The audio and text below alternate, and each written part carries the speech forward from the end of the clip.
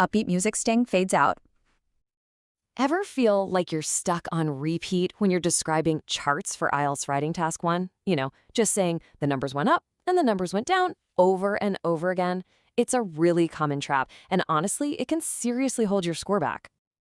Welcome to The Explainer by IELTS Guide Phil on YouTube. All right, let's jump right in and arm you with the vocabulary you need to smash that repetition trap for good. So what exactly is this common vocabulary trap? Well, it's where so many test takers honestly just lose easy marks. You might be describing the data perfectly, but if you're using simple, everyday words, you're not showing off the kind of lexical range the examiners are really looking for. Just look at the difference this makes. It's night and day, right?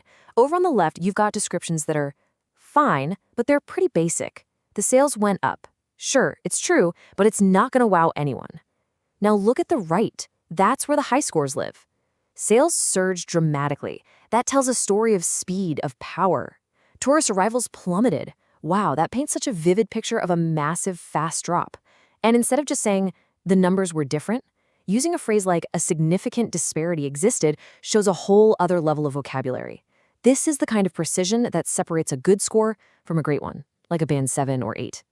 So the big question is, how do you get from that left column to the right one? Well, you need the right tools in your belt. Think of it like a lexical toolkit. Let's start building yours right now, beginning with words to describe trends and movements. These are absolutely perfect for line graphs. First up, a real classic, fluctuate. This should be your absolute go-to word for any line on a graph that's kind of jumping up and down all over the place. Instead of a clunky sentence like, it went up and then down a few times, you can just say it fluctuated. For example, the unemployment rate fluctuated between 5% and 8% throughout the decade. Boom. You've just shown the examiner you get the nature of that data. Okay, what about those really big, dramatic increases? For that, surge is your word. It's perfect. It implies both speed and power. You could write something like, online shopping surged dramatically during the pandemic lockdown. You see, that creates such a stronger mental image than just saying it increased a lot. And on the flip side, for a really massive, almost catastrophic drop, you've got plummet. Now, you don't use this for a gentle little dip. Nope. This is for a fast, steep fall. Check out this example. Tourist arrivals plummeted by 80% following the travel restrictions. Using a powerful word like that shows you're not just reading the data, you're interpreting its intensity. All right, let's keep adding to that toolkit. We've talked about trends over time, but now let's shift gears to making powerful comparisons. This is a skill you absolutely need for bar charts, where you're often comparing different categories side by side. So instead of saying something simple like one bar is bigger than the other, you can really level up your language with a verb like surpass. For example, China's manufacturing output surpassed that of Germany by 2015. It just sounds so much more formal, academic, and to the point. This next one is a fantastic word, disparity. It's a high-level noun that just means a great difference.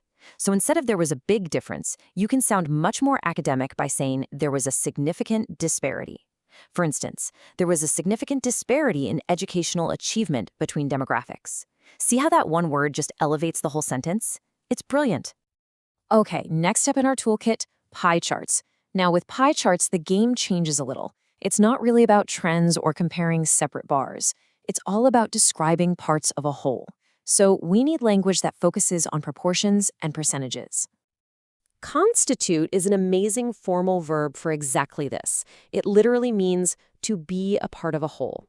So rather than saying manufacturing was 25% of the economy, you can say manufacturing constituted 25% of the national economy. It's just a really clean, academic way to connect a piece of the pie to the whole thing. And here is an absolutely essential phrasal verb, account for. You will see this all the time in high-scoring sample answers because it's the perfect way to show that a category represents a certain proportion.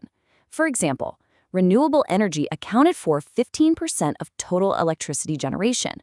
It's simple, it's effective, and it's exactly the kind of language examiners love to see. So, we've looked at some really powerful words, right? But this is where the real work starts. As IELTS Guide Phil always says, it's not enough to just know these words. The crucial point is knowing how to use them. And he's absolutely right. This is so key. So let's talk about exactly how you do that. Look, to really master these words, you can't just hope for the best. You need a plan. Luckily, IELTS Guide Phil has laid out a super clear 4-step strategy to help you go from just memorizing words to actually using them effectively in your writing. And that is what's going to boost your band score. All right, let's break down this plan. Step 1 is to vary your language. Super important. Don't use the word surged 3 times in a row. You can use surged, then maybe climbed, and then rose significantly. Show the examiner you've got a deep vocabulary. Okay, step 2. Match your word's intensity to the data. This is so crucial. A tiny 2% rise isn't dramatic. It's maybe marginal or slight. But a massive 70% drop?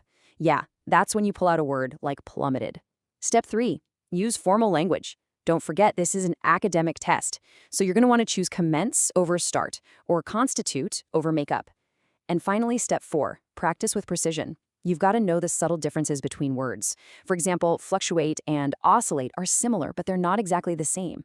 Using them in the right context, that's what shows true mastery. Honestly, if you follow these steps and start weaving this vocabulary into your practice, it will completely transform your Writing Task 1 answers. So really, the only question left is, are you ready to go get that higher band score? Now, the words we've covered today, they're just a taste, a starting point. To get the full list of 100 essential words, your very next step should be to head over and read the full blog post on IELTSGuidePhil.com. And while you're at it, why not check out some more of these IELTS explainers right here on the YouTube channel? You can also join the awesome Facebook community for even more support. Don't worry, all the links for everything are right down in the description below. And hey, if you're looking for that personalized feedback for strategies that are tailored just for you to really fast-track your success, IELTS Guide Phil also offers an online writing and speaking coaching service. If that sounds like something you're interested in, just comment the word coaching right below this video. Thanks so much for watching.